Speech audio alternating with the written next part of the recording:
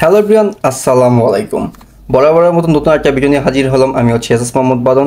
তো আজকের ভিডিওর টপিক হচ্ছে একটা TWS নিয়ে। বর্তমানে সবাই কিন্তু কম দামে একদম লো প্রাইসে একটা TWS খুঁজেন। অনেকের কিন্তু আবার চান এটার মধ্যে একটা ANC থাকবে, ENC থাকবে। তো ভালো দামের একদম লো প্রাইসের একটা জাতীয় TWS, সেটা হচ্ছে আপনার জন্য হেলিও HQ5। বর্তমানে কিন্তু এটা একটা জাতীয় TWS বলাই চলে, মার্কেটে বেস্ট চলতেছে, বেস্ট সেলিং প্রোডাক্ট বলতে পারেন। সাথে কিন্তু 3 মাসের একটা ওয়ারেন্টি পেয়ে যাবেন। আর ভাবাই যায় না, মাত্র 1300 থেকে 1500 টাকার মধ্যে এই ক্যালোসটা দিচ্ছে আপনাকে একটা ANC, সাথে ENC, সাথে ব্লুটুথ 6.0 এবং পাওয়ারফুল একটা 10mm এর ড্রাইভার, যেটা কিন্তু আপনাদের বুম বুম একটা সাউন্ড দিবে। তো চলুন এখন আমরা TWSটি আনবক্সিং করি।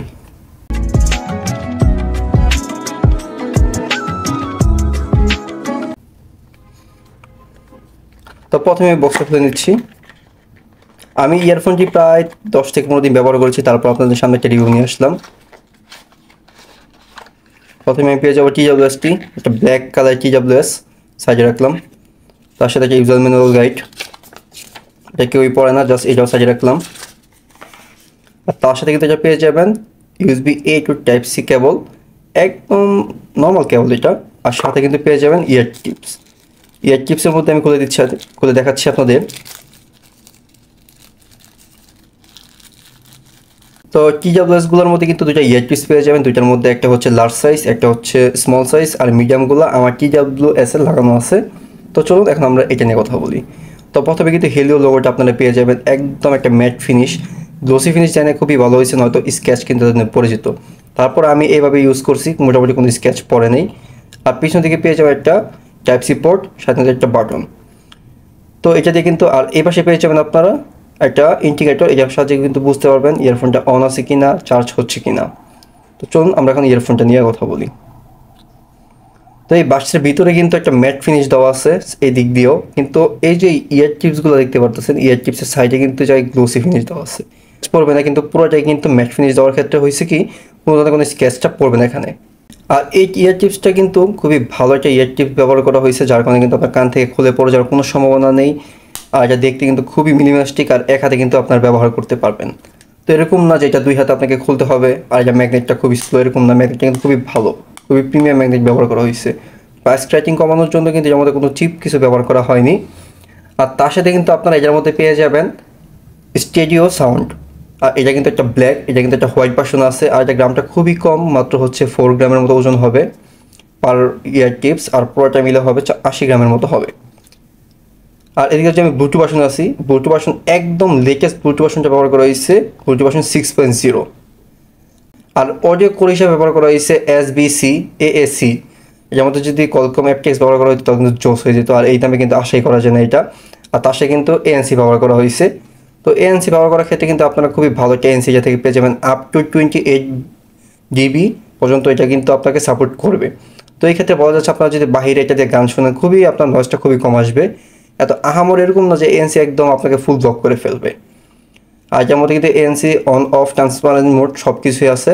আর আমি যেটা ড্রাইভারের ক্ষেত্রে আসি, এটা কিন্তু এক একটা ড্রাইভার কিন্তু 10mm এর ডাইনামিক ড্রাইভার ব্যবহার করা হয়েছে। এতে কিন্তু আপনারা খুবই ভালো একটা বেস পেয়ে যাবেন। আমি 2 দিনের ব্যবহার করার ক্ষেত্রে কিন্তু খুবই ভালো একটা বেস পেয়েছি, এটা থেকে লো লেটেন্সি মোডটা পেয়ে যাবেন। তো এখানে কিন্তু 2 সেকেন্ড প্রেস করে রাখলে আপনারা কিন্তু এটার মধ্যে কিন্তু আপনারা গেমিং মোডটা অন করে ফেলতে পারবেন। আর তার সাথে কিন্তু এটার মধ্যে ENC ব্যবহার করা হয়েছে।